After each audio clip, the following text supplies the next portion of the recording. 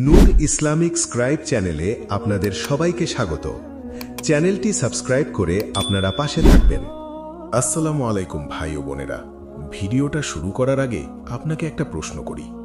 আপনি কি কখনো ভেবে দেখেছেন সব কিছু ঠিক থাকার পরও কেন আপনার ঘরে শান্তি থাকে না? কেন অকারণে রাগ হয়? কেন মন ভার হয়ে থাকে? কেন একই ঘরে থেকেও সবাই যেন আলাদা আলাদা মানুষ হয়ে যায়? আজ আমি এমন একটা কথা বলবো যেটা শুনতে কঠিন লাগতে পারে, কিন্তু সত্য লুকিয়ে রাখলে উপকার হয় না। অনেক ঘর আছে যেখানে এমন একটা জিনিস থাকে যার কারণে সেই ঘরে কখনোই প্রকৃত শান্তি আসে না। সেই জিনিসটা কি জানেন? ছবি, মূর্তি, ফটোর ফ্রেম, যেগুলো আমরা খুব স্বাভাবিকভাবে ঘরের দেয়ালে, আলমারিতে, ফ্রিজের ওপর রেখে দিই। আমরা ভাবি এগুলো তো শুধু সাজসজ্জা, এতে আবার কি দোষ? কিন্তু ইসলাম আমাদের যা শেখায় তা শুধু চোখে দেখা জিনিসের মধ্যেই সীমাবদ্ধ নয়।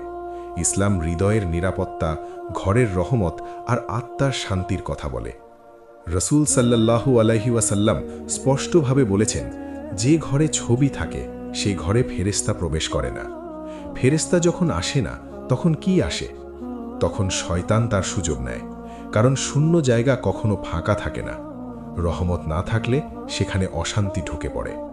অনেকে বলেন, আমাদের ঘরে তো ছবি আছে, কিন্তু আমরা তো ভালো আছি। আসলে সমস্যা সবসময় সঙ্গে সঙ্গে ধরা পড়ে না। যেমন বিষ খেলে অনেক সময় সঙ্গে সঙ্গে মানুষ মারা যায় না, ধীরে ধীরে শরীর নষ্ট হয়। ঠিক তেমনি ছবি ঘরে থাকলে শান্তি ধীরে ধীরে সরে যায়। প্রথমে ছোট ঝগড়া হয়, পরে বড় ঝামেলা হয়। প্রথমে মন খারাপ লাগে, পরে হতাশা আসে। প্রথমে নামাজে মন বসে না, পরে নামাজই ছুটে যায়। ছবি কেন এত বড় সমস্যা? কারণ ছবি মানুষের মনকে আল্লাহ থেকে সরিয়ে দেয়। মানুষ তাকিয়ে থাকে সৃষ্টি করা জিনিসের দিকে, স্রষ্টার দিকে নয়। শয়তান খুব ধীরে কাজ করে। সে কখনো এসে বলে না এটা শিরক করো। সে বলে এটা তো শুধু স্মৃতি, এটা তো শুধু সুন্দর, এটা তো কারো ক্ষতি করছে না। এভাবেই মানুষের মন ধীরে ধীরে দুর্বল হয়ে যায়।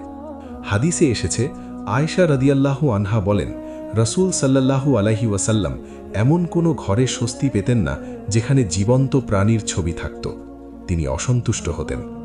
এখন ভাবুন, যে ঘরে নবীজি স্বস্তি পান না সেই ঘরে আমরা শান্তি খুঁজছি, এটা কি যুক্তিযুক্ত? অনেক বাস্তব ঘটনা আছে। এমন মানুষদের কথা আমি জানি যাদের ঘরে সব সময় ঝগড়া লেগেই থাকত। তারা ভাবত সমস্যার কারণ টাকা, আত্মীয়, কাজের চাপ। পরে যখন কেউ তাদের বলল ঘরের ছবিগুলো সরাতে, প্রথমে তারা হেসে উড়িয়ে দিল। কিন্তু যখন একদিন আল্লাহর উপর ভরসা করে সব সরিয়ে ফেলল, দেয়ালে কুরআনের আয়াত লাগালো, দোয়া লিখে রাখল, তখন ধীরে ধীরে পরিবেশ বদলাতে শুরু করল। কথা বলার টোন বদলালো, রাগ কমল, ঘুম ভালো হতে লাগল। এক বোনের কথা শুনেছি, তার ফ্রিজে পরিবারের অনেক ছবি ছিল। প্রতিদিনই মন খারাপ থাকত, অকারণে কান্না আসত। ডাক্তার দেখালো, কোনো সমস্যা পেল না। পরে কেউ তাকে বলল, আল্লাহর নাম ছাড়া কোনো ছবি ঘরে রাখবে না। সে সব সরিয়ে শুধু আল্লাহর জিকির লিখে রাখল। কয়েকদিন পর সে নিজেই বুঝতে পারল বুকের ভেতরের ভারটা আর নেই। অনেকে আবার বলেন, আমরা তো মূর্তি রাখি না, শুধু ছবি। কিন্তু ইসলামে জীবন্ত প্রাণীর ছবি ও মূর্তি একই পথে নিয়ে যায়।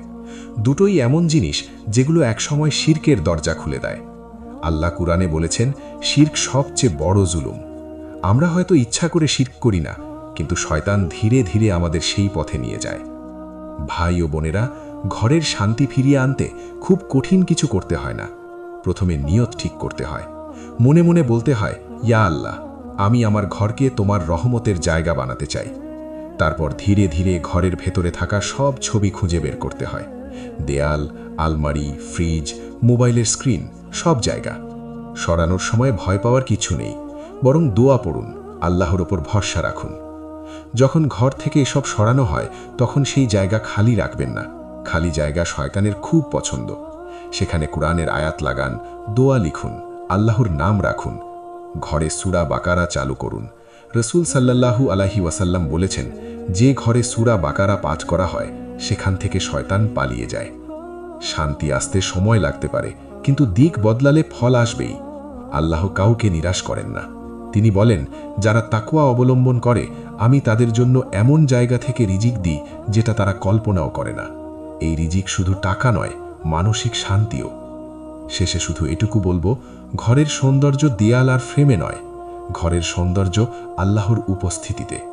যে ঘরে তিনি থাকেন সেখানে কষ্ট এলেও মানুষ ভেঙে পড়ে না, আর যে ঘরে তাকে ভুলে থাকা হয় সেখানে হাসি থাকলেও শান্তি থাকে না।